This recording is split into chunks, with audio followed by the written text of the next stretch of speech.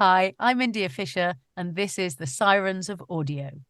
Please leave a review for us on Apple Podcasts. And please like, share, subscribe and comment on our YouTube videos. Then you shall be like us.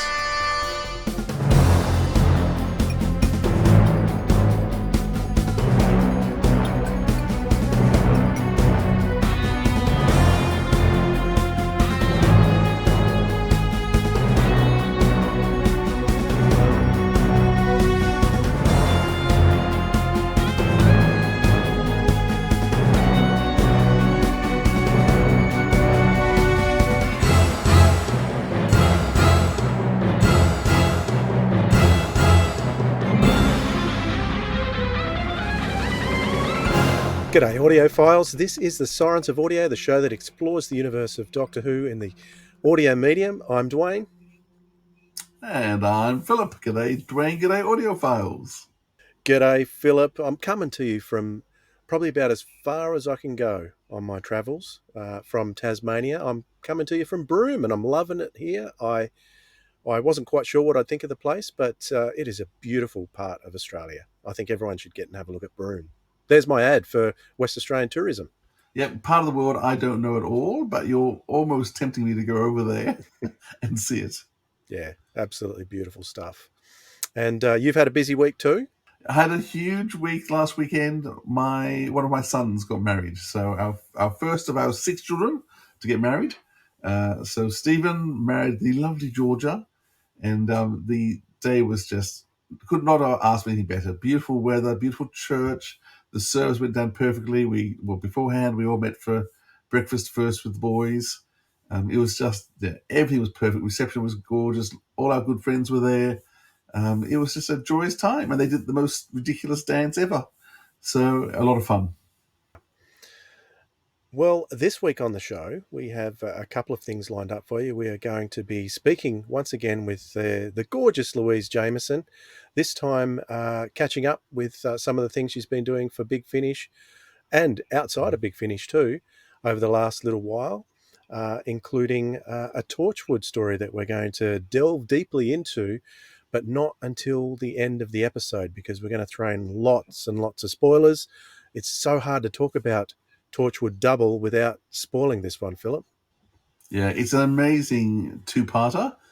It's got so many amazing ideas, so much to talk about that I really want to dig into it, but we can't dig into it without revealing a few mega spoilers. So, if you haven't listened to it, listen to the rest of the episode first and have a wonderful conversation with Louise. It'd be great to listen to everything else, but we will give you an opportunity at the very end just to turn off until you've had a chance to listen to it. Or actually, the stuff that we might tell you might actually enhance your listening when you do listen to it for the first time. It very well could do because it's pretty densely packed. There's lots and lots to enjoy in that story. First of all, last week with us being quite busy gave us a chance to put together a compilation of our Time Lord Victorious reviews that we did for the guys from around the console. So thanks for your feedback for those who have given us feedback on those reviews. It was great to catch that and great to finally put that together after such a long time. And I should mention too that Around the Console has just finished. They've just released today, as of recording, their last of our suggested Big Finish reviews, which was Joe Litzter's Master. Have you had a chance to hear that review yet, Philip? No, I haven't had a chance. What do they have to say? They enjoyed it. They had some very nice things to say about it. Well, of course they enjoyed it. Why wouldn't they? We wouldn't recommend something that they would enjoy. So I think that's basically it was our hit for all of the ones we gave them were hits, I think. Well, they didn't enjoy the light at the end very much, which was surprising, but yeah, they found that a little bit too densely packed with guest appearances. Yeah, I mean that's a celebration anyhow. You've got to be in the right mood to have that celebration and just to warm your heart with all those companions and all those doctors.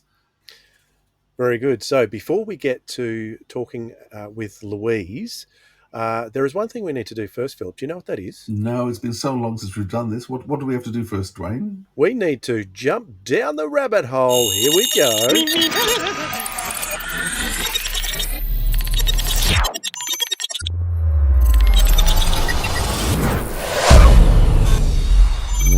All right. Thanks for joining me down this rabbit That's hole, okay. Philip. You don't know what's coming, as opposed to last time we did one of these. You did know what was coming. Um, I was. I've been thinking about this question for a little while because you've, based on a comment that you made to me when we were reviewing some of the newer episodes, and I wasn't too happy.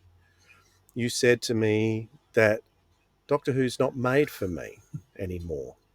So I was thinking, well, if Doctor Who's not made for me as a a 45-year audience member, who is it made for, and who should it be made for? Do you think is the television show making any mistakes, and how does that relate to Big Finish? What kind of audience is Big Finish for, and what should they do with that audience? So basically, my question is, what are the audiences for TV Doctor Who and audio Doctor Who, and how should those audiences be treated, do you think? Okay, so TV Doctor Who, I think the audience now is the 12 to 18-year-old is kind of the key audience, but accessible to all people. So I think Russell T Davies would say, and I think it's always been said, it's a family show. But in terms of the target, it would have used to probably been boys, 12 to 16, 12 to 17. I think now they'd say it's boys and girls in that sort of age group, and they've done things to make it equally accessible, I think, to both genders. Um, and so I think that's the target audience is for that group there, but it's supposed to be accessible to everyone. But it really isn't being made for 50-year-old men. Okay, I don't think we are in Russell T Davies's mind at all when he's running the show. Hopefully, we can actually still enjoy it. But the message is for that age group, for that generation, which is 2 generations now below us, because it's not even the millennials anymore. It's now the next group down. Is it the Zetters, Zoomers? And yeah, they have a different way of viewing. I mean, the whole fact it's gone now to streaming rather than actually even being, the BBC. They're releasing it on it's being streamed before even the BBC show it. So very much, it's aimed for that group of people who are going to watch it, stream it, and a lot of the political stuff, a lot of the target audiences, and what the current vibe of things is for that group. Big Finish, that is for us. Okay, Big Finish is still being made for people who have money, and so it really is that is more towards the 50-year-old men. No, it's more than that. It's greater than that, but it really is probably targeting the 30 to 60-year-olds, but who have money to spend things and who have nostalgia. And so the shows that Big Finish are doing, that's why there's a lot more.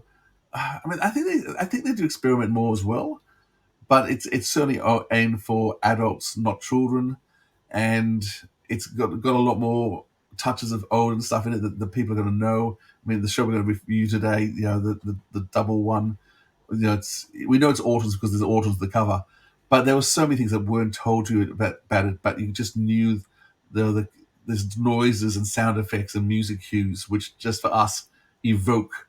And then you've got smashing glass at one stage, which was that was for me. Jumping out of buildings, all the smashing glass. That's Spearhead from Space.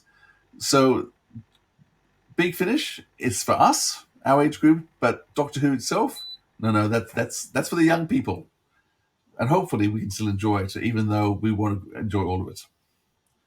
Is that what you'd say, Dwayne, or you actually still think the TV show should be for you? Well, I don't think it should just be for me, but I do disagree with what you're saying. Now, you're focusing a lot on age demographics there. So my question would be, it was Doctor Who was originally made for 8 to 12-year-olds. You would say that right through the 60s and 70s. But the figures that they were getting in viewing figures, into the, over 10 million in many cases throughout that period, were they made up of 8 to 10-year-olds? I don't think so. There was a lot more in that audience. So, and I don't think the themes that you'll get in something particularly like the Letts and Dick's era, the themes throughout there were not dumbing it down for the kiddies, so to speak. So they were making it for a general family audience. They were making it so that everyone could, like you said, it's accessible for everyone, but they weren't just focusing on the kiddies. They were taking it seriously. I don't think focusing on a certain demographic is taking Doctor Who seriously. I don't think classically that was how it was ever made. Perhaps maybe in the mid 80s it was not taken so seriously. I haven't really thought too much about that era, but my eras that I'm thinking of are the 60s and 70s mainly. When I think about those audiences, when it was in its peak originally. So I think that the audience should be taken seriously as a whole, not just a certain area and not just a certain showrunner's point of view. And what was great about Dix and Letts in particular was that those two guys were very politically opposite.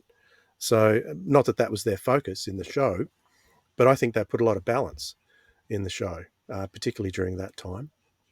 And I think that's very important. So I think that the TV show is a show that should be accessible to everybody, not just, and it should be aimed at everybody. So that's my thoughts on that. As far as Big Finish goes, Now, I will disagree with you because the original show wasn't aimed at everybody. It was aimed at children that adults could sit and enjoy. An adult would not choose to go and sit down and watch Doctor Who. It wasn't made for adults to go and sit down and watch if they didn't have children. They sat there and watched it because their children were watching it, but they wouldn't have gone and watched it otherwise. And as much as a good film a good kids film will always have humor and levels for the adults that are there to recognize the fact that they're there and have messages that are there for older. It still has to be aimed for a particular audience. It has to be aimed at the youngest audience who are going to be able to sit there if the adults aren't there. And so, as much as maybe when Doctor Who started, maybe 8-year-olds, but by the time that we got to the Hinchcliffe area, it wasn't appropriate for 8-year-olds to be sitting and watching by themselves. That really was being aimed now for 12, 14, 16, because it was getting so scary. So I know you can't aim for everybody. You have to aim for a particular audience and then make it accessible. And I think it should be accessible for all. But I do think that you still have to say this is the target group that you're going for. And Doctor Who the target has always been the young adult, not the young adult, the child or the teenager, being accessible for all after that.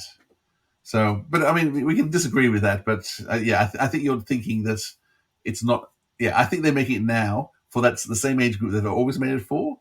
It's just that there's things happening there that's as an older man, they're not quite for you. the reason I brought that up is I've been thinking about companies and how they treat their audience, entertainment companies. And a couple of years ago, I'm going to blame my wife. She's listening to me, so I'm going to blame her for this. But a couple of years ago, she wanted to watch a certain show, which was on Binge. And at the same time, Binge started showing WWE. Now, I was a pro wrestling fan years and years and years ago in the 90s when it was huge, late 90s. And I'd stopped watching in the early 2000s, kind of lost interest. But then I saw it on Binge and started getting a bit more of an interest again. And because what used to appeal to me about the wrestling and still does is the storytelling that they can get into it.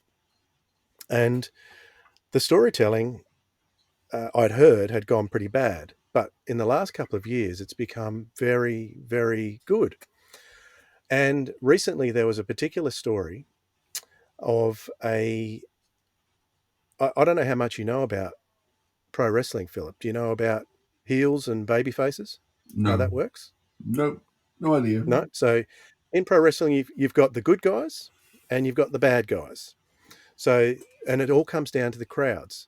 So the crowds want them to cheer the good guys, boo the bad guys, and that gets the crowd engaged, and that sells them tickets because the crowd gets involved and they have a lot of fun. But there's stories that go along with it. So there has been one over the last couple of years. There's been one character that the crowds have been wanted to win this wrestling championship for the last 2 years, and they thought he was going to get it last year. Didn't happen. Everyone was unhappy, but the fans all sort of got over it. And it came to this year, and it was sort of indicated that he wasn't going to get a shot at the championship again. But the crowds went absolutely nuts. It went insane. It went on social media. There was a huge uproar because it looked like the match wasn't going to happen. Now, I don't know whether this was designed by the company to go that way, but it certainly didn't seem that way. So the company came and turned around and changed their plans. And in the end, the good guy won the championship and everyone was happy, and everyone's still very happy. So that to me was an example of a company listening to their audience. Whether they were just playing the audience and getting that, it's quite possible, very, very possible. But like I said, I don't know for sure. That's the part of pro wrestling, which is great. You don't know what's real and what's not. There's always a blurred line between. But it certainly seems like at the moment, whereas before, I don't know if you've heard of the controversy that's been in about Vince McMahon. He's been kicked out of the thing. He brought the place up from nothing, and now he's been kicked out of it because of his behaviour. But now he's gone. It's turned around, and they're starting to listen. When he was around, he used to do whatever he wanted. He doubled down on things. He did things that the fans hated. People started not going to shows. They started losing money. Now it's turned around because the company started listening to their audience, listening to the fans, and now it's like more popular than it's ever been, and everyone's having a great time. So I raised that up because I think that's a good example of a company, an entertainment company, listening to its audience. I see so many companies just doubling down with what they want to do, hearing bad reviews from fans who are unhappy, particularly of well-established franchises like Doctor Who. People voice their concerns about it, and they're not listened to. The people in charge double down. It just flops, and I fear that that's what might be happening with Doctor Who. So I hope not. Time will tell. But I think there comes a time when you have to listen to your audience. What do you think? Do you think that they're right to just double down and do whatever they want to do? I think that they're in touch with their audience very well. And just some of the fans are grumpy old men who don't like what the changes. I have not had any issues yet with the 4 programs we've had. I had some issues with the previous era, but that was through bad quality writing more than anything else. I know that Russell T has a particular style with his writing and his storytelling. And yeah, I just feel at the moment that there's people are whinging and complaining before we've had enough to go by. Well, sorry, the stuff I think we've had, I've been pretty happy with. And as much as, there's a few themes in there that, I wouldn't have chosen to go with. And I know that there's things to discuss. But I mean, Hinchcliffe was so controversial. He was raised in Parliament, too violent, too this, and we love that era now. I think people can be very quick to criticise. And at the moment, I don't think we have enough details to go on. So I'm very happy to sit back and just try and enjoy it as much as possible. My parents hated Doctor Who. All the adults in my life hated Doctor Who. It was certainly for me as a kid. It wasn't for anybody else. And people have always criticised and complained about the show. Well, it's just what we do. It's everyone on social media just likes to complain and whinge and try and get as many likes as possible. And with the new Twitter system, you get paid. The more outrage you cause, the more people who react to your posts, you get paid for it. So people are always going to do that. The hate, because hate gets more press. So yeah, I'm not going to complain about the new series yet. The stuff I've seen, I've really enjoyed, and I'm going to I'm hoping to keep enjoying it. And I'm waiting to see what happens. You raised the Hinchcliffe area there. That yes, there was some outrage by some individuals, but the fans didn't hate it. That's for sure. The fans loved it at the time, and still do. There wasn't much of a fandom back then either. You're going to bring up Deadly Assassin? No, I was just going to say there wasn't much fandom back then. There was lots of young people who loved the show. Fandom wasn't established, and there's no social media. So I think we're living in a different age, and to try and know what would have happened back then had it been happening now, I don't think we can compare them. Very good. Time will tell. I just hope they listen to the audience. let's jump up out of the rabbit hole. So now that we are up out of the rabbit hole, it's time for our lovely chat that we had recently with Louise Jameson. So, Louise, great to have you back on the podcast. Thank you for joining us. It's just a good chance just to catch up with a few bits and pieces. I know you've done a big move from home. So how's the move going? The move's great. It's a 15th century house. So, as I was saying before we pressed record, that the house is wooden, oak framed. And so it kind of breathes and moves with the seasons. It had some lino in when I arrived, and it's like you can't put lino into a house like this because it literally has to breathe. And I do feel it's kind of grateful that I've been tenderly kind of trying to return it to its former glory, although completely against planning rules. I don't know if this should go out because it's grade 2 listed. I've taken down some beams up in the attic with the builder's approval, and turned it into another bedroom. So instead of downsizing, I'm actually expanding the house because I thought I'd be moving, just into somewhere smaller. But it's a bit like the TARDIS. It just seems to be just there's another room, hurrah. What's with that much history? Has it got ghosts? I'm not sure I believe in ghosts, but I definitely believe in energy. It has some energy. It definitely has energy. Over the mantle and in the fire in the other room, it's got these huge, great big inglenook fireplaces. It's got witches' hex on it to stop the evil spirits coming down the chimney, which must have been carved in the 16th or 17th century. Little triangles that interlock with each other in a symmetrical pattern.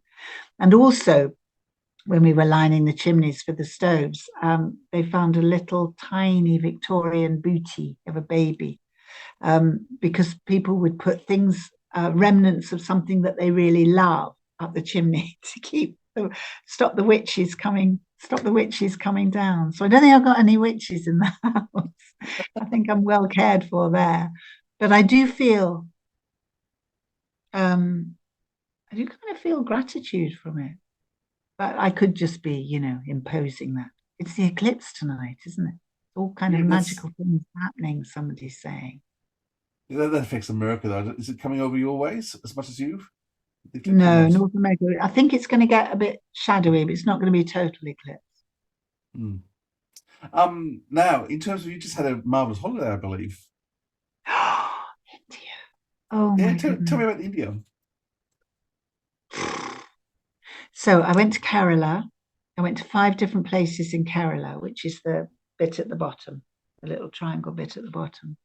And I went from a 5-star hotel to a houseboat that had virtually nothing, to a boutique hotel surrounded by monkeys, to the highest tea plantation in the world, which had a really run-down, bright green, wonky shrine up there where I lit a candle for humanity. I saw people so rich and people so poor. I danced in a rice paddy field with a whole load of village young women who they invited me to join them in this dance. I was useless. They thought it was hilarious.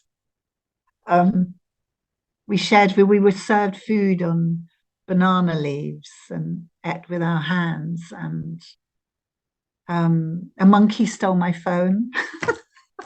I had to shout at it to give it. It had my phone in one hand and a bag in the other, and I went "Oi!" like that, and it dropped the phone, and then it put its hand in my bag and pulled out some wet wipes, and then dropped the bag and kind of waved the wet wipes at me like he was going "Nah, nah, nah, nah, nah," and ran off. Thought he'd got the prize present, Thank goodness he didn't take my phone, or she. So that was fun. Were you traveling with anyone, just by yourself? My friend Kate who used to be a nanny for the children when I was much younger. They were much younger. She came when they were about 5 and 7 and stayed on and off for about 5 years. And when she came, she didn't have any qualifications at all. So while she was nannying and I was working, we fitted an education around her and my schedule. And she left with a master's and is now a top travel agent. So she organized the whole thing. And we got treated like royalty because they all thought she was writing a report for them. And she just said, "What do you want to do?" And so I gave her a list of, stuff I wanted to do. And she made it happen. She just made everything happen. It was amazing. The colors, the smells, the backdrop of sounds, the everywhere you could hear chanting and drumming wherever you went, and car horns. Oh my God, the driving is terrifying. Have you been?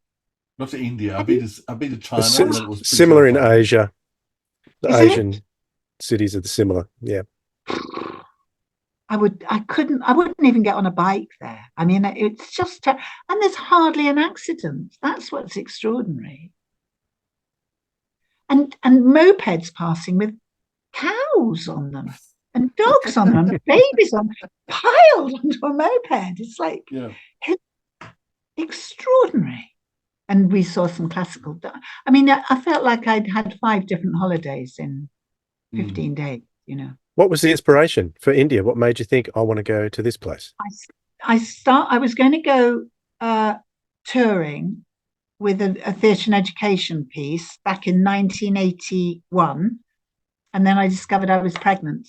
And I thought, I don't want to be pregnant in India in the early 80s. I just didn't feel it was safe or responsible. So I cancelled that trip. And then 20 years later, I booked a trip and then I got a job in the West End. So finally, 40 years down the line, I got my dream. I mean, it's so rare we have a paid holiday in this profession, but I am in a job at the moment that gives us that paid holidays. So I took full advantage of it, and there we were. I wouldn't have missed it for anything. It was, and Kate and I got on like, there wasn't a hint of annoyance or pissed offness, or, well, not from my corner anyway. Maybe she was very pissed off with me, but it's a slight gamble, isn't it, traveling? Because when we were together before, it was all about the children, and we had that as a kind of focal point. And I was, maybe a bit worried that I'd be too old or couldn't keep up, but no, it was marvelous. The whole thing was marvelous. I highly recommend it, honestly. Yeah. The houseboat with the colours. And I sent you the picture of that sunset, didn't I, Philip? You did. It was amazing. Oh my goodness. I didn't know you could get such colours from the sun going down. Just beautiful. Yeah. So emotionally, it must have been ups and highs and lows, though, too, in terms of the people and the riches and the poverty. Yes. She said she'd been to Kerala 8 years before. Kate, she's incredibly well travelled now, everywhere. There's hardly a country she hasn't been to. And she said she can really notice the difference, that there is far less poverty now in Kerala and Kochi than there had been 8 years ago. I did see poverty, but I didn't see deep misery, and I didn't see drug addiction. I didn't see squalor, but I did see poverty. Yeah. And that is, like I said to you, everything's political, isn't it? In the end, everything is, but the riches of the newfound riches of India do seem to be trickling down. But the north, I understand, is far worse for poverty. Yeah. So you talk about getting holidays with the job. So you're still working on Emmerdale? I am. I've signed up until next January, and I'd like to do at least 2 more years. But, like I was saying earlier, I'm not sure what the future of soap's going to be. But I do feel very, very blessed at 72 to have the to have the regular income and seeming appreciation of my work still there. I have no intention of retiring. I just hope the profession keeps giving the way it's given. Yeah. What have you enjoyed most about Emmerdale? Probably working with Zoe Henry, who I think's phenomenal. She plays my daughter, Yeah. and she, on and off camera, she's just an amazing human being, and now a very, very good friend. And I feel a little bit like the daughter I never had. Not obviously, doesn't family is family, and nothing can kind of match that. But I do feel very, very connected to her. And how does a week look in your life? How's a week on Emmerdale look? Varies very much. On a tough week, I travel up on a Sunday or a Monday, and I work from 7 till 7 for the next 4 or 5 days, and then I'm exhausted. But this week, I'm traveling up on a Tuesday, and I work Wednesday, Thursday, and I'm coming home again, and I'm only doing 2 scenes. So it swings and roundabouts. I love weeks like this. You must also love it when you've got the main plot lines happening too. Yes, I love it. I love it when you can reach and grab and push and stretch yourself emotionally, keep yourself match fit. I love all that. Of course I do. But I don't mind serving a pint in the pub as well. Happy doing that. How long to get scripts and get how much time you get to learn your lines, and is there any rehearsal time anymore? Or is it No rehearsal? No rehearsal? No rehearsal at all. 6 weeks, maybe. And then the amendments can come in as little as 3 days before. So I almost learn it in story order, and then I shuffle it into recording order and learn it thoroughly, and then I hone it the night before. So I had 3 kind of bashes at getting it into my head. And then something happens when you block it. So you add the muscle memory to the learning you've already done, and then it clicks. You trust that it clicks into place. And when you're looking at 11 scenes in a day, rare, but it does happen, and your heart's beating at 7 o'clock in the morning going, I'm never going to get through the day. It's Zoe Henry comes in and goes, how do you eat an elephant? And I go, I don't know. And she goes, 1 bite at a time. You think, okay, I'll just look at the first scene. I mean, I've been watching some of your work. It's still extraordinary work that you're doing. I don't know how you managed to produce such high quality drama and acting when you just don't have the same sort of rehearsal time. But yeah, the cast seems to be pretty astounding doing it. I've landed in a really lovely family, haven't I? I mean, the Mark Chanak and Zoe, and I work with Dominic as well a lot, and that. So I've got the really. I feel like I've hit the A team here. And they've been so supportive and lovely to me. Do you have any idea what the writers? So good. You know what I used to be brilliant at and kind of show off with was double speed runs. I used to be so good at them and be able to just rattle through the. I can't do that anymore. I have to just slightly wait for the thought process to catch up. And I think that's it's partly lack of rehearsal, but it's also my age. So and they're very tolerant with that, because they do those rattly run throughs before we hit the set. But I know they slow it down for me. They pretend they don't, but they do. I'm sure you're still doing amazing. Now you're doing other things in terms of writing as well, so you're still keeping your writing happening. I am. I'm working with a dramaturg on the advice of my literary agent, which I think is very sound advice. You can always learn, can't you? This whole life is a lesson.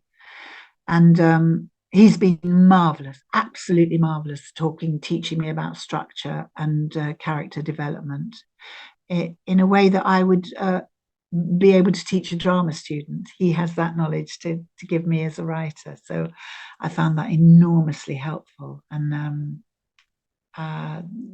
suicide in young men is very prevalent and frightening, and the high percentage of suicides are young men. So I wanted to do something that would explore that and the repercussions of suicide on the nearest and dearest, and indeed on strangers. And I'm trying to write a TV series around that.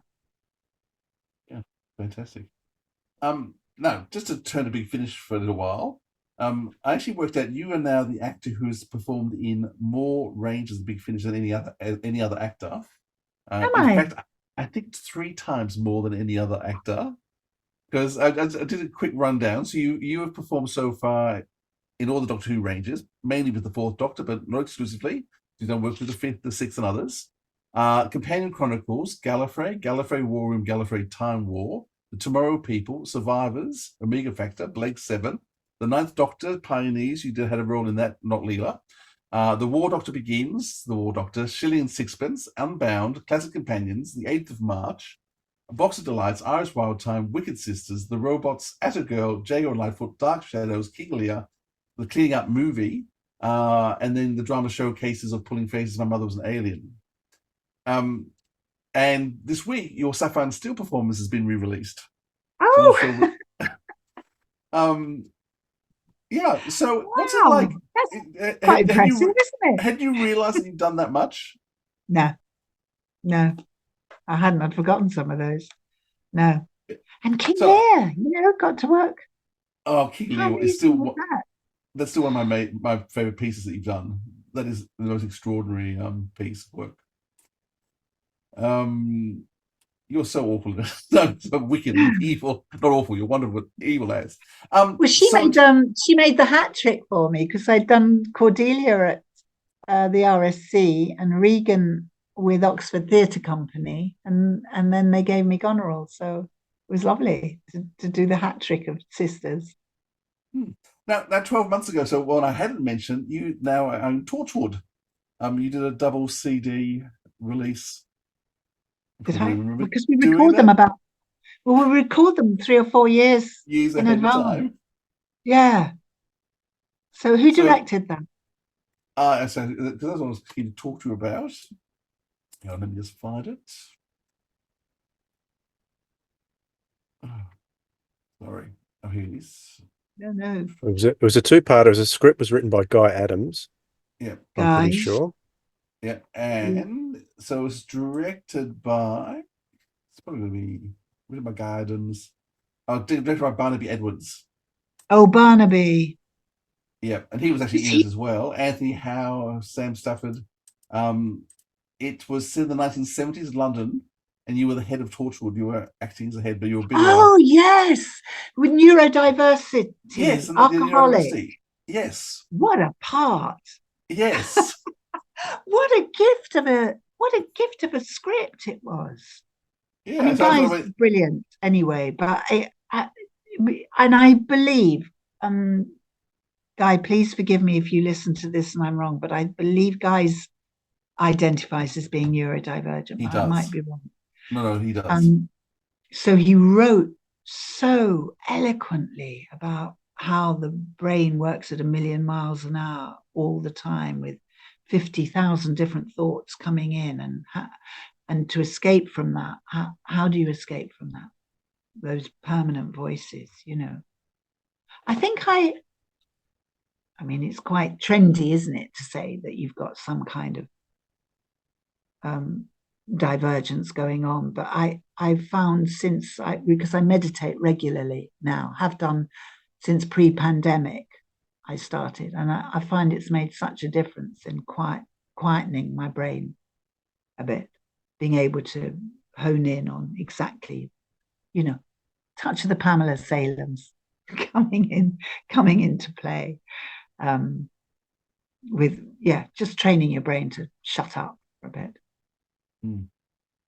So in terms of have you actually been doing much recording? I know everything's now recorded years ahead, and with all the work you do with Emmerdale, are you getting much time to actually do much Big Finish recording? No, I snuck off occasionally, and when I know I've got a week out, and I let David know, and because Tom's way ahead of me, he's recorded prior to me on a lot of stories, and we've got one more to go that has already been recorded. And then I think that might be it for a while. I want to suggest maybe doing a bit more writing for them, segueing into that area a bit more. But David's now, David's Maybe cut down retired. kind of, nearly. And he and I worked an enormous amount together. So by him doing less, inevitably I'm going to be doing that. Mm. So what are you looking forward to the next little while? What's coming up for you? I just finished a book called Theatre for Dreamers by Polly Simpson, and it's set on the Isle of Hydra, which is a Greek island, and it's where Leonard Cohen wrote So Long, Marianne. And the book is so evocatively written. I've booked a holiday there. So that's in September. I just want to go and see that. I want to go and see those cliffs and smell those smells and look at that sea and see that sunset. So I've got 5 days in September, and I've got a writer's retreat in October. So they're my two little lights at the end of the working tunnel at the minute. You're not slowing down at all, are you? A little bit. I mean, all the extracurricular stuff is absolutely in my own time. I mean, I tell you, I'm in working mode. I haven't started writing today. I haven't started yet. Well, you sound like a And we perfect what? writer then. What? That's a perfect writer then. I All writers, guess, yes, all, yes. all Oh, writers must spend make hours, another cup of hours tea. procrastinating. Yes.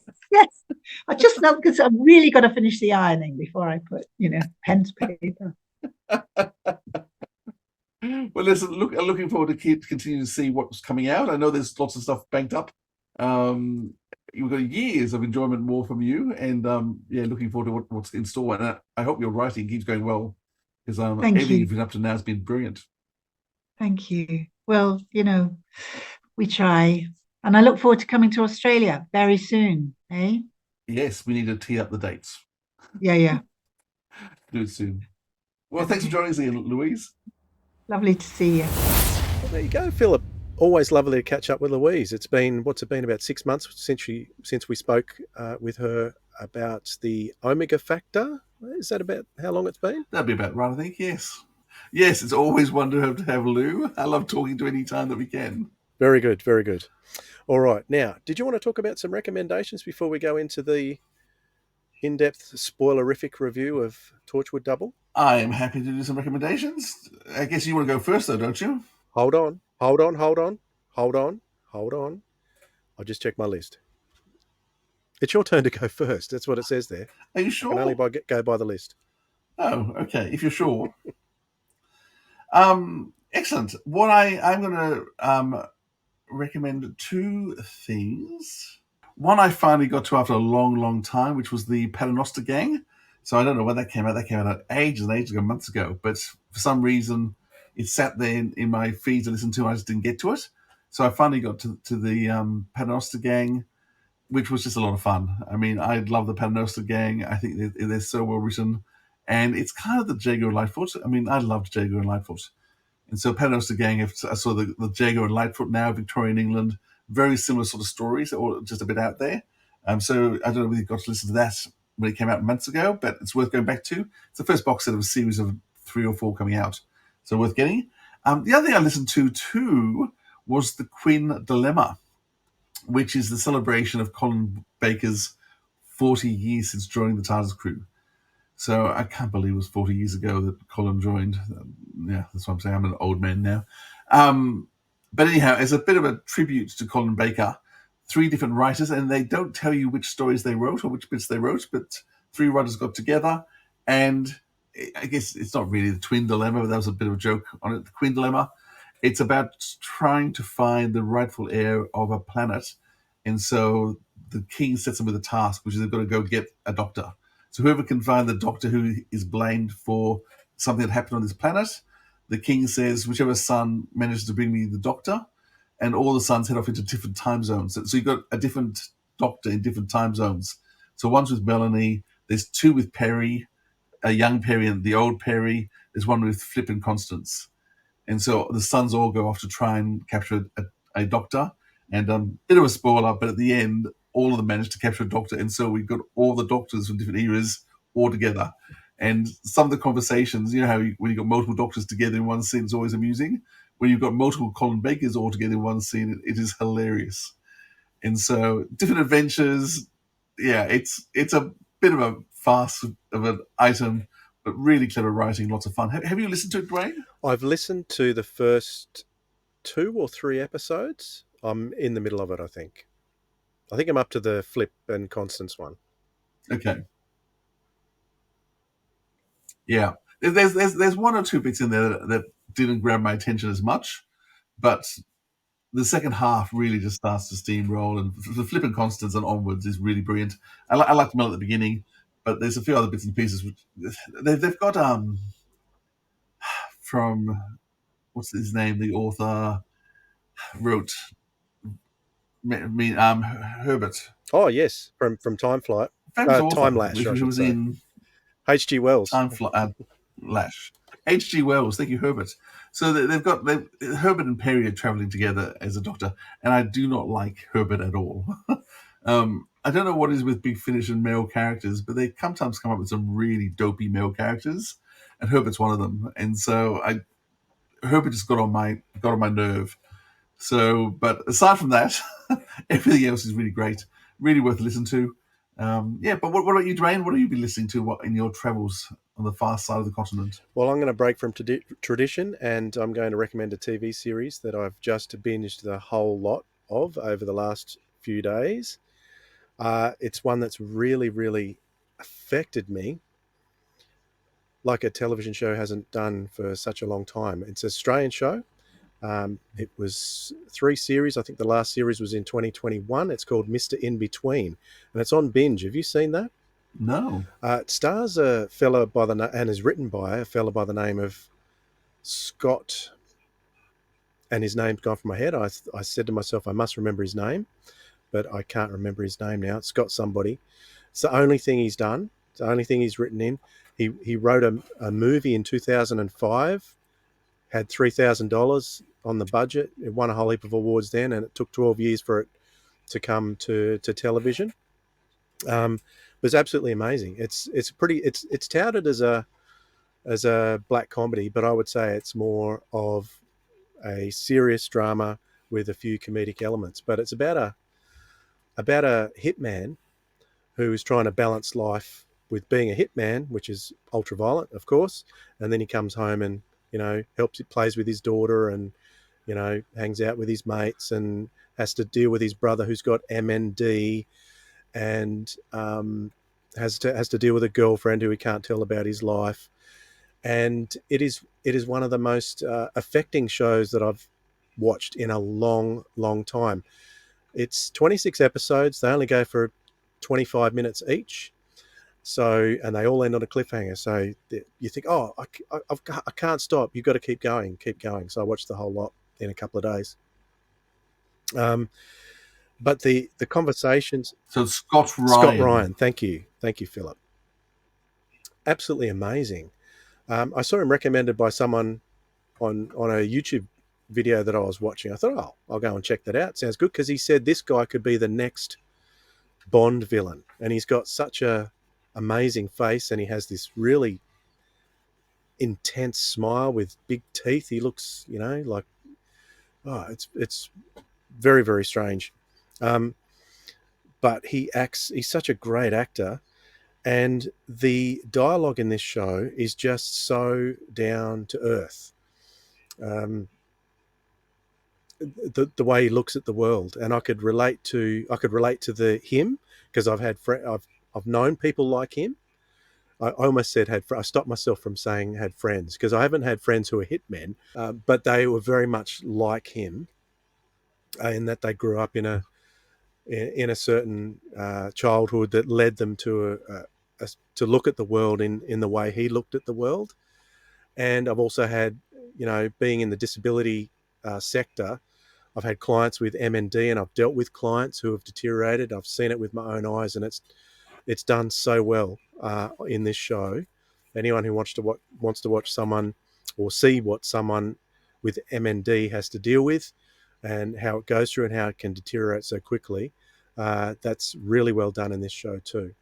So that's what I've been binging, and if anyone can get a hold of it, I'm not sure where it is overseas, but I know it's binge in Australia. So definitely check out Mr. In Between. Excellent. Thanks for sharing that. All right, let's move on to our review of Torchwood Double. To get us there, let me read the blurb. I think it's Double is in two parts, part 1 and part 2, but I think the blurb is the same on both parts. So, 1970s London is a place of suspicion and murder. The assassination of an entire embassy comes to the attention of Torchwood. There's a global energy crisis. There's an alien invasion. Petrochemical companies are subject to hostile takeovers by the mysterious Ness Oil. Extremely hostile takeovers. Roberta Craven was once a spy. Now she's broken, but she can still see the patterns in the world, and they're closing in around her. From Big Finish Productions. Torchwood Double. The entire staff of the Libyan embassy in St. James's Square, every single one of them has their neck broken. Someone's sending a message, so who's the message for? Oil rigs standing idle in the sea when the UK's desperate for oil.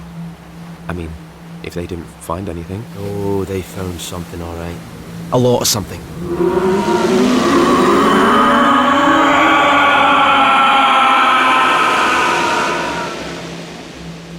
The future's looking bright for Ness Oil. Is this really Torchwood business? Torchwood business is whatever I say it is, and I am bored with chasing lights in the sky. There are a species of alien known as Nestines. They can work with, mould and control plastic, which might explain why they seem to have such an interest in oil.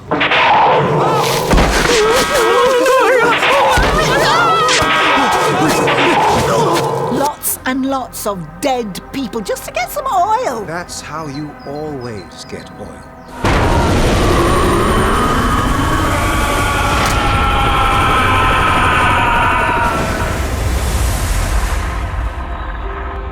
Big Finish. For the love of stories. All right, Philip, what was your initial reaction when you went back to listen to this after the first hearing, which I think is about 2 years old now, this story? It is. And the first time I listened to this, I actually listened to it in my swimming pool. I remember having it on the speaker, and I remember just floating in the pool listening to this. So it was a while ago. And to be honest, I didn't remember it at all well. And it really felt like I was coming to it fresh. I do want to say to people, we will be having spoilers in here at some point. So just be aware that if you don't want any spoils, then stop listening soon. But we'll give some general stuff first. I really enjoyed this on the second listen. I think the thing that really struck me was Louise Jameson's performance, that she is just outstanding. The Doctor Who has had some really fine actors in it during the course of 60 years. But one of the finest actors they've ever had is Louise Jameson. And in part that goes on to show the career she went on to have, because she has had the most amazing career and continues to have into her 70s. She's still sought after. But the performance she gives in this is like nothing else. It is so powerful.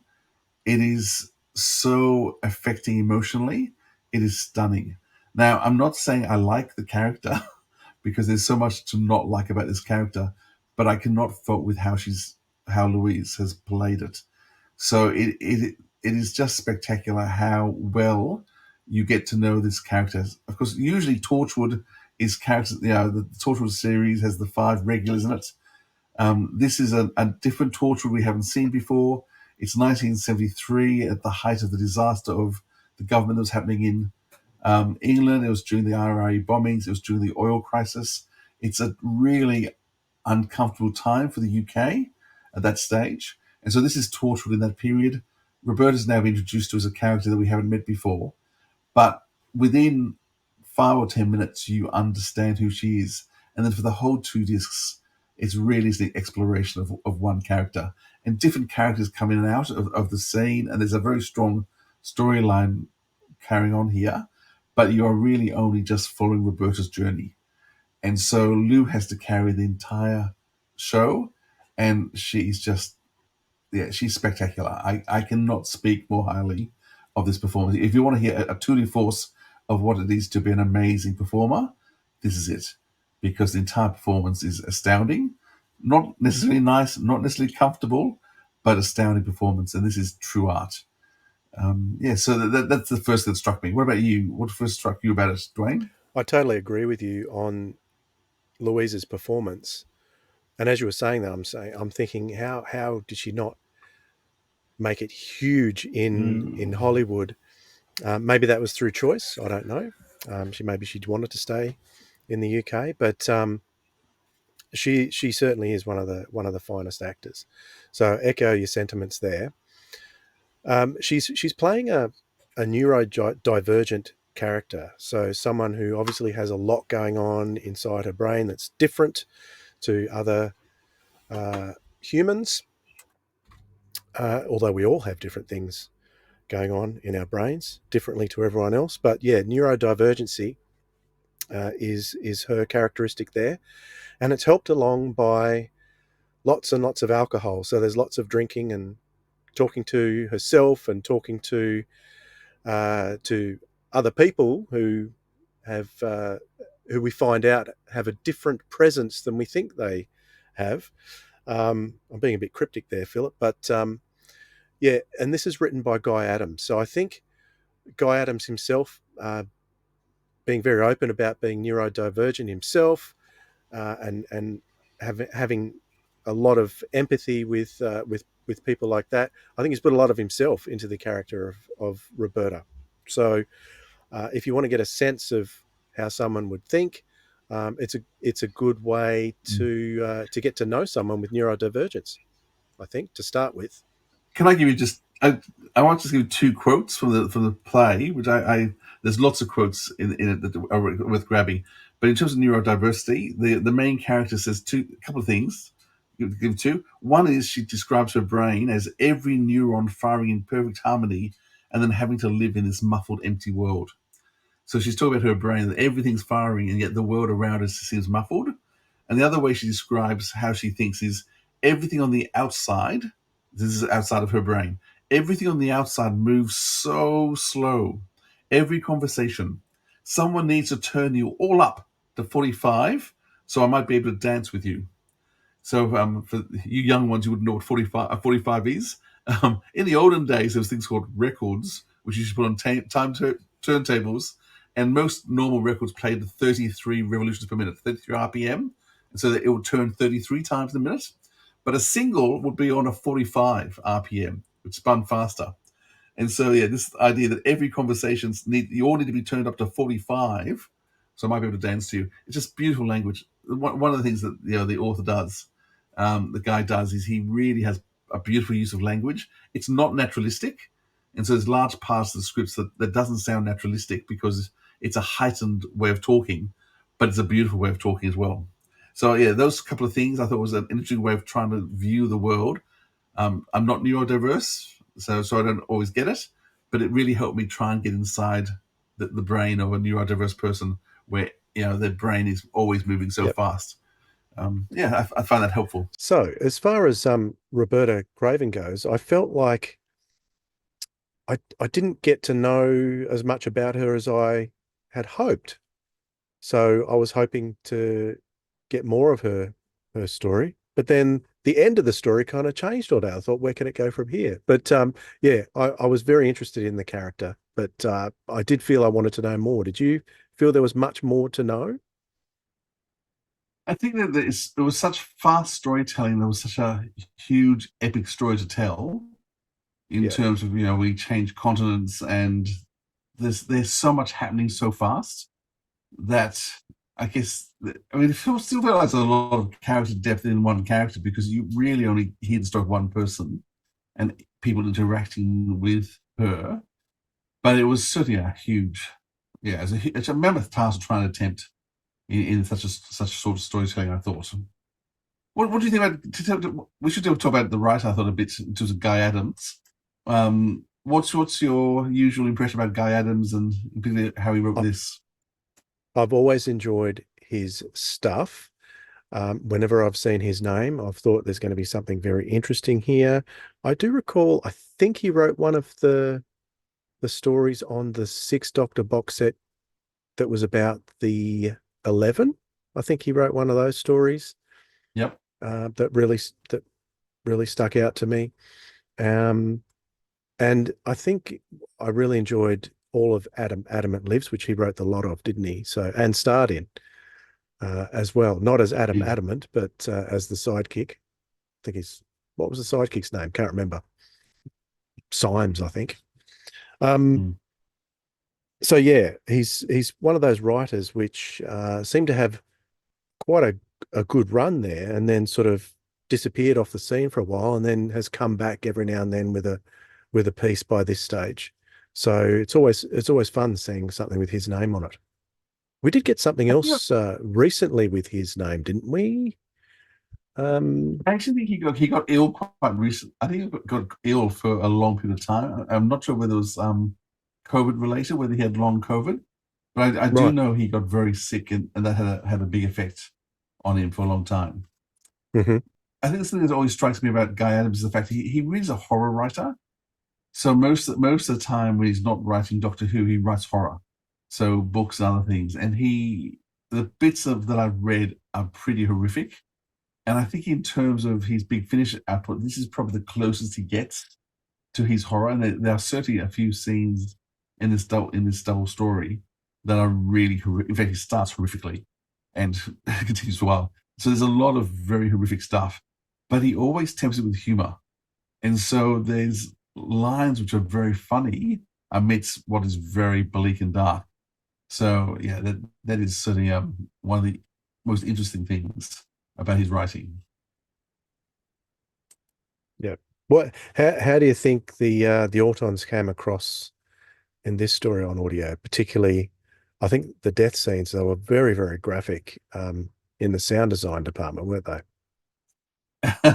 Yeah, I was listening with headphones on this time. I think so. The first time I listened, I was in the pool, so I had a speaker by the pool, which was very loud. But having headphones on for those death scenes, the sound design certainly went to task. It's actually an interesting sound design too, because it's people who don't usually do a lot of work. I'm not sure what else they've done. Because the sound design's by sorry, ignore me. I must be watching something else. Because Toby Robinson did it. Sorry, I can't say his proper name. Hrishek Robinson. I can't quite get the right. I think it must be north up there anyway with its surname. I can't quite roll my R's the right way. So Toby has done the most amazing sound design, but it's very uncomfortable, and there's some amazing bone cracking bits that you just don't want to hear some of the time.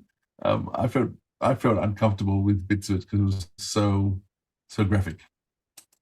Yeah, and interesting. You talk about the horrific side of things too. Some of the threats that the Autons make. I think it's on part 2 as well. The Autons are threatening someone with his family. I thought that was pretty harrowing too. Oh yes, not something you get with. Keep going. Not something you get with what? Are you frozen? Not something you get with Doctor Who ever. So it's very, very interesting hearing that kind of exchange in a Doctor Who universe. It was beautifully set up to start off with, and just talking about his extended family and having photographs. And then when people came with new photographs and the horror that was just being told to you, it was very powerful. You asked about what he was recently. The Seventh Doctor Adventures: The Last Day. He and Matt Fitton wrote The Last Day together. So that was probably what you were thinking about in terms of that's only just come out. And he's also done the same for The Last Day 2 for Sylvester McCoy, which hasn't come out yet, which is due out. I'm not sure when it's due out. Another month or two, I think. Not long now. Due out in June. June part 2. Yeah, I can't believe we're almost into May soon. Like, what's it? Yeah, this year it's ridiculous. It is just flying. It is. What's talking about the rest of the cast? Well, who was it that played her friend? Was it Emma somebody? Yeah, that would be. I was going to say it was the friend Marie, but I can't see it written down here.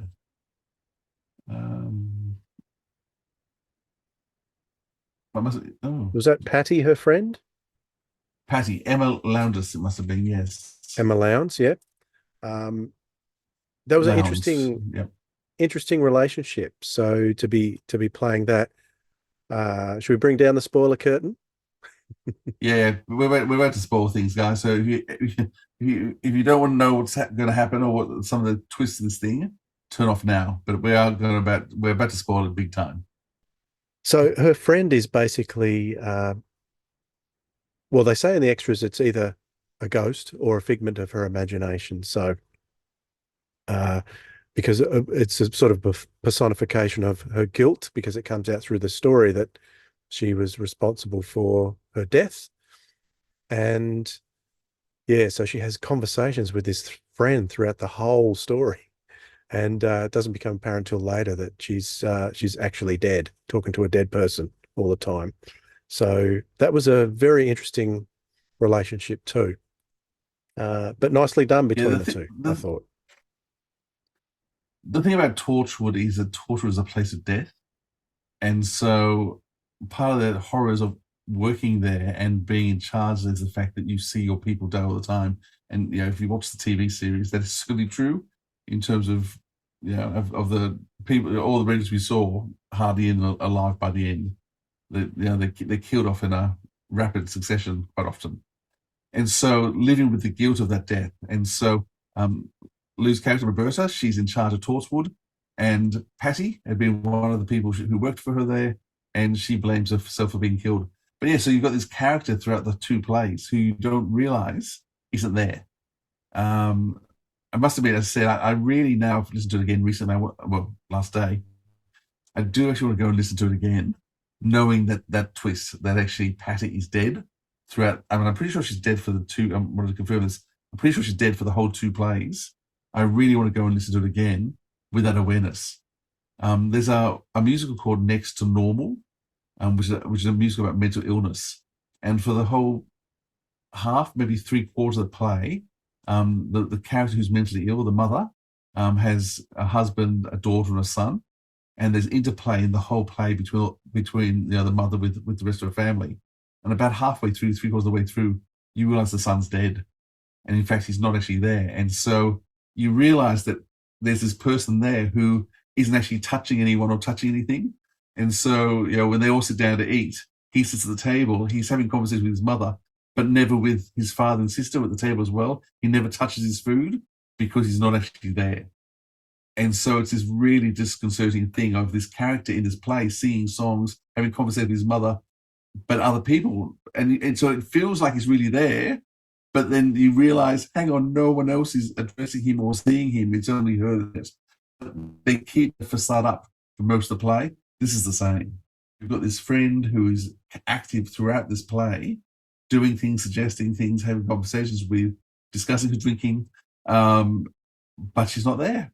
And it's not till towards the end you realize this is someone who's actually dead, and just I don't think she's a ghost. It's in her mind. So she's just having this conversation with her dead friend throughout the play. It is very cleverly done, but once again, it throws you off balance, which is a lot of what these two plays do, is throw you off balance. Yeah, there's so much in this to unpack, isn't there? I came away thinking the same thing, that I want to go back and listen to it again after hearing it this time. So, yeah, the other cast members that you were talking about. What about Amari Douglas, who's an interesting cast member because he's worked with Russell T Davies on a couple of things, hasn't he? Right, he was one of the lead roles in It's a Sin. Oh, I know who that is. Okay, yes. Oh, well, he's once again amazing. And once again, it's an interesting role. And this is another spoiler. It's about to come down. So in the first play, there's this lovely interplay and friendship between them. But the cliffhanger is kind of this whole, well, it feels like everyone's dying. but yeah, when he comes back, it's not referred to again. And bit by bit, you realise he's actually now an Auton, and so he's actually killed, and yet he's fully. It's kind of in the reproduced. title, isn't it? Yeah, the double. Yes, yes. I guess it's kind of it's kind of in the top title. But the Autons are not. There's the usual Autons that we're used to, which is the simple facsimiles who just do whatever the nesting wants them to. But there's also this higher level of Auton too, which are made at a much higher standard. And part of what's going on in this play is the fact that these really high level ones are becoming sentient. And so they're now rebelling against the nesting consciousness because they want to live their own lives. And so, yeah, Neil is one of those ones who's, in the second half, is now trying to establish himself as his own person in his own right, which is an interesting touch. Yeah, so the first episode ends on that cliffhanger with everyone seemingly killed. And as you said, not referred to again. I was doing double takes thinking, what, have I missed something? I'm looking down saying, did I skip something accidentally? But no, you've got to come to realise that that they're Autons. And before we came on, I did ask you about that, whether Roberta was an Auton at the end, because I wasn't sure whether she was an Auton at the end, or whether she was working with the nester, with the sort of the high conscious nestines, or whether she was one of them. And your thoughts were that she was an Auton for the whole time. Yeah, that's the mega spoiler. Yes, my understanding is, and I want to double check this again, is that for the entire two plays, she is an Auton. So she's one of these high-level functioning, but she's broken away now and she's now independent. But she has no memory of the fact of she is an Auton.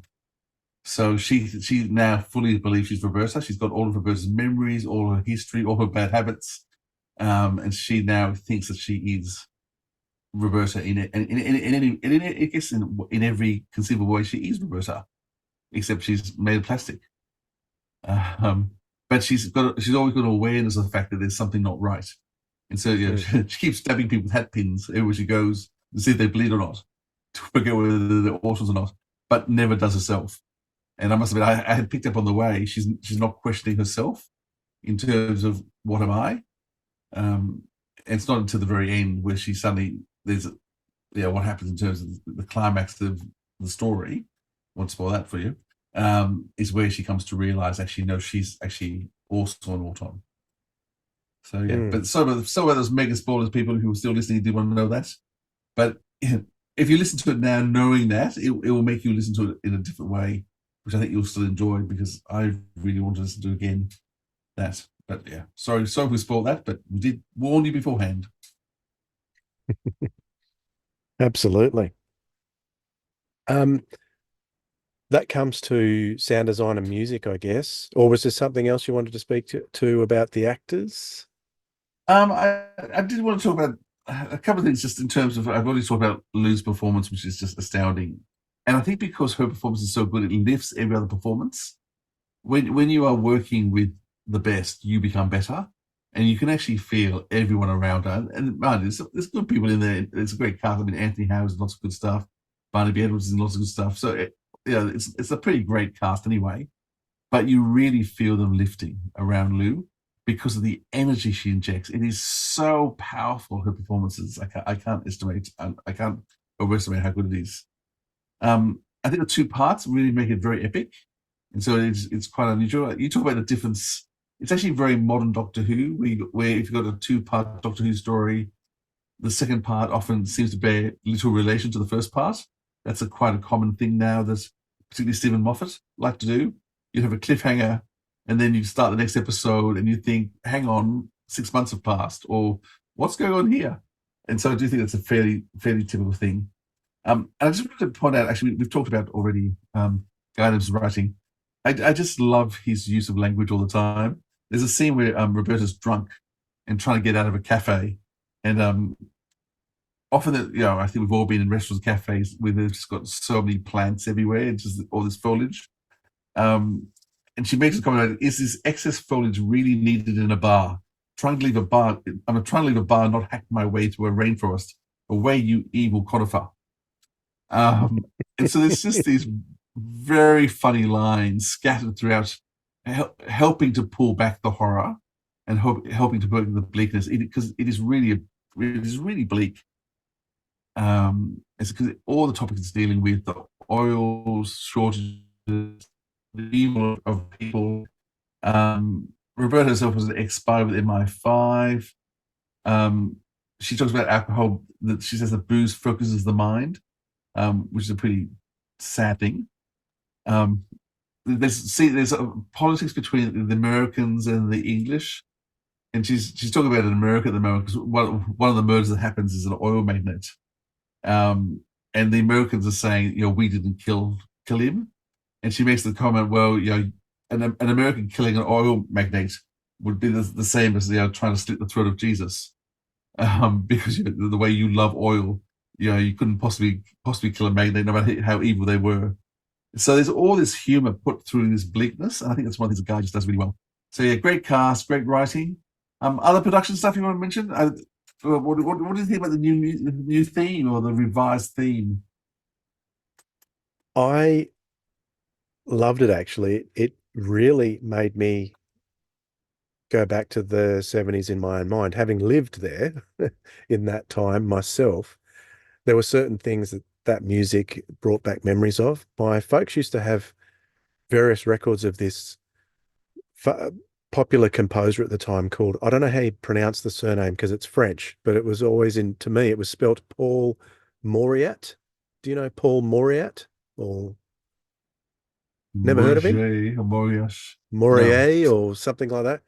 And he would do like covers of all popular songs and things like that. So they had a lot of his records, and some of the Torchwood theme brought back memories of that for me. So I think that worked really well. And the way they finished a lot of the scenes with with that sting of music from the theme was really very 70s too. So I think that was done exceptionally well. So yeah, so Blair Marrett did all the music, and of course Blair's done lots of stuff for Doctor Who and Big Finish in the past. Now I guess Blair Marrett, if he was French, it'd be Blair Moesh, maybe. Anyhow, so what were you going to say next, Dwayne? Yeah, so the sound design was great too. Those autons from Spearhead from Space being that sound that's the creepiest to me, was used really well.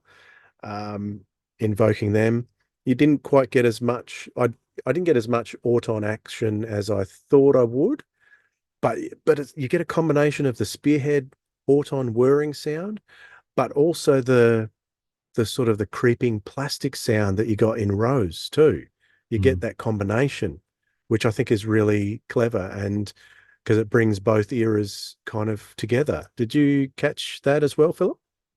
Yeah, I thought there's lots of touches of both Rose and the earlier stuff. I mean, they've got all the typical sound effects. They've managed to, the hand opening sound, the guns firing, the sound, and they do a shooting and then a total. What do they do in Spear from Space? Total elimination, destroy, and a total destruction. Is that what it's called? But where they do the second shot and they disappear in a puff of smoke. They've got the buzzing of the cube. I was going to say that's not right though. The plastic round things, the sound they make when they sort of beeping. The energy unit. The energy units. That's it. Well done. So yeah, so there's all these traditional sound effects plus lots of new ones as well. And so the blend actually works really well. It's a very deep story, but has some lovely nostalgic moments as well. Yeah, for sure. Did you have any more notes that you wanted to cover off on the story? I think I've managed to say everything I wanted to say. I do think it's not a story for the faint-hearted. You heard Lou say how much she enjoyed doing it in the interview, because she really enjoyed the challenge this was. Just Lou, what range can't she be in with Big Finish? She just wants to be in every single range. I think I listed them off during the interview. I do think this is worth listening to, but it's not I don't know. See, Torchwood, it changes style and tone all the time. But this is probably as bleak as you'll get in the Torchwood style in terms of tone. Usually we talk about the happy ones that we like, but that being said, there's enough bleak ones along the way we've liked as well. So yeah, enjoy it because it's worth listening to. Anything else you want to say, Dwayne? Yeah, well, I'm a huge Autons fan, so anything with Autons on the cover like these ones have, I'm going to get into no matter what anyway.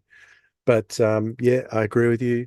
It's a pretty dense story, but completely enjoyable if you're willing to invest the time and effort into it. And it's great to get those little nostalgic touches throughout too. So it ticks a lot of the boxes for me. So it's a thumbs up from me, this one. Yep, and me as well. Very good. We've done all the other business for the podcast, Philip. So we have. We can now dismiss ourselves. Yeah, and anyone who was brave enough to stay on, well done. You got to the end. Congratulations. Very good. Appreciate all the comments too, as I said at the beginning from the outset. So drop any comments below or about this one, or you can send us an email as usual, or contact us on the socials. We're there at Audio Sirens, and look forward to seeing you all next time. And Philip, yes, Dwayne. You have a good one, eh? You too, mate. Take care. See ya.